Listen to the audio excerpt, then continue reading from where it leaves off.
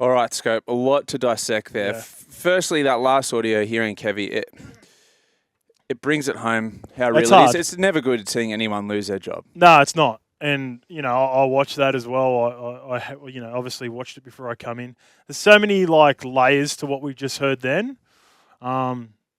Let's start with at the back end there with the emotion that Kevy has not only shown there, but shown throughout the year and shown for the Brisbane Broncos, not only as a coach, but also as a player.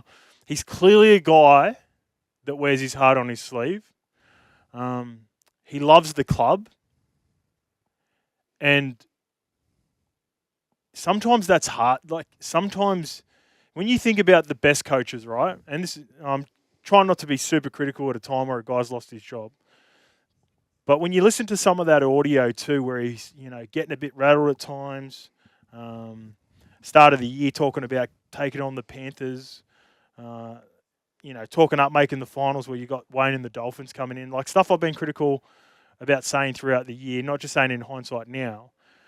The good coaches don't give you that sort of ammunition, and that's a part of his makeup. And I don't think he was ever able to change that. I don't think you can flick a switch on something. I think you've either got the temperament to be a head coach, and I've seen a number of cases, throughout my career where there have been some really good people that were put in jobs as head coaches. Normally they end up staying in the assistant coach role because that's what suits them. I reckon Kevy could have been a 30, 40 year long assistant coach, and he would have done a great job at it because he loves his rugby league. He's a legend of the game. If it was the Broncos, he clearly cares a whole lot about the club, and he's got family history there too, obviously with Billy, right? So there's so many factors where if you're going to be. If there was a role for Kevy, it was probably staying in that role because you just don't see Wayne, Craig Bellamy, Trent Robinson or Ivan Cleary sort of antagonising teams before him.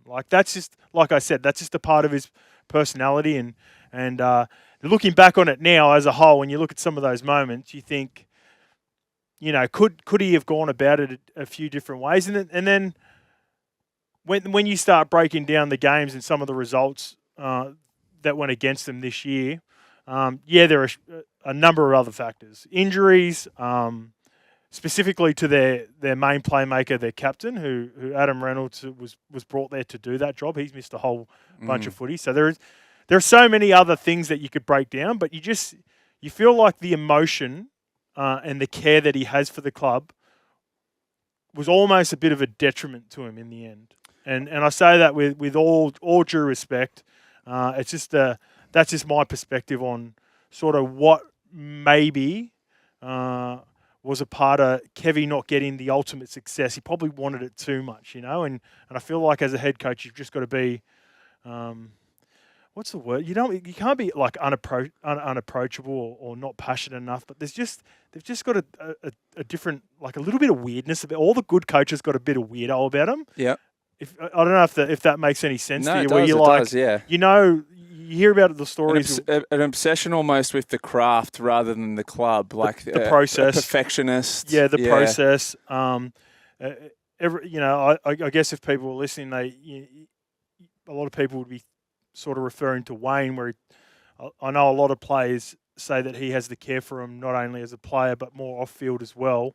But you always find that they've got a little bit of, that they care, but ultimately the team, the club, and all that comes first. And I feel bad for Kevy. You never want to see that. Watching that, I even got emotional. It was similar when I was watching what happened to Brad Arthur at the middle part of the year as well. Yep. He got emotional after being told he was finishing up, and anybody losing any job is emotional, and particularly when a person that's been a part of a club for the best part of their life, and now includes their kid being part of the club, their brothers being part of the club. It's a very emotional time. All right, prepare for the wrath of the old boys, because if I go through another little quick timeline for you, Scope. So Anthony Seibold comes to Brisbane, which is a very unpopular choice with the old boys around Brisbane.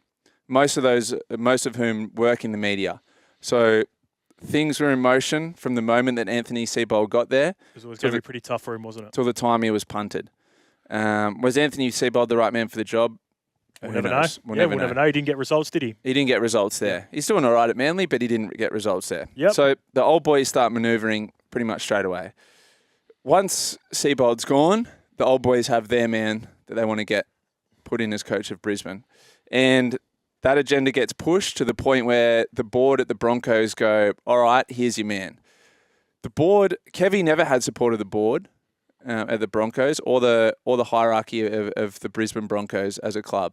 So much so, and we spoke about this on the Mowers Club, he turned up to do his announcement as coach of the Broncos, and they didn't have a polo for him. He had to go to the team store and buy his own. Yeah, that's right. He's never been supported by the board.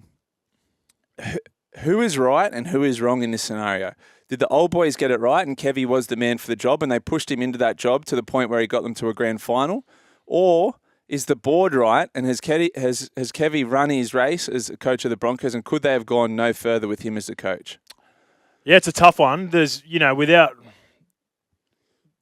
probably a little bit of right and wrong to both, right? Like if for a lot of clubs would love to, and I can speak on this too, right? Because I played for Jeff Tuvey, who was a club legend at Manly, and it was a similar sort of situation. Like Tuvey's bled for the club.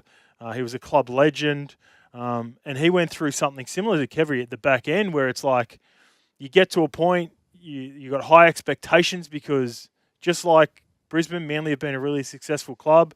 You've got a coach who has played and been successful and won premierships for the club, so it becomes a really unique relationship, and it can get really ugly really quickly. Who knows? I think with the older boys, you definitely want to have input from the older boys to a degree, and you'd love to have buy-in from the older boys to show, more importantly, the support to the fans that the older generation are involved. But aren't they quite a unique set of old boys as well, in that they're all in the media? Yes, because they all won premierships. Like they were highly successul. So you go off to the Queensland, back of that, you can't turn the TV on without seeing one of those guys up there on TV. Yeah, you're right, and it seems like they're really, really close knit group through that. And very influential. I was never able to win a premiership. I can only speak on the relationship that my co-host at Levels Network, Willie, has with the bond that they've got with those players, with Braith, Rennie, Willie Tonga, all those, is similar to what the Broncos guys have had and they won multiple grand finals as well. So you can understand them coming out in support of Kevy, and they always did. At some point though, that's where I sit back and look at it, and I don't even really have an opinion on who's right or wrong. Yeah, because they pushed to have Kevy in there, they pushed to get rid of Seibold. Kevy comes in, and within a couple of years, they made a grand final. That's the thing. They went within a bee's dick of winning a grand final. They went within a Nathan Cleary of winning a grand final. So maybe that was 20 minutes of Nathan Cleary. Yeah, maybe that was the right decision.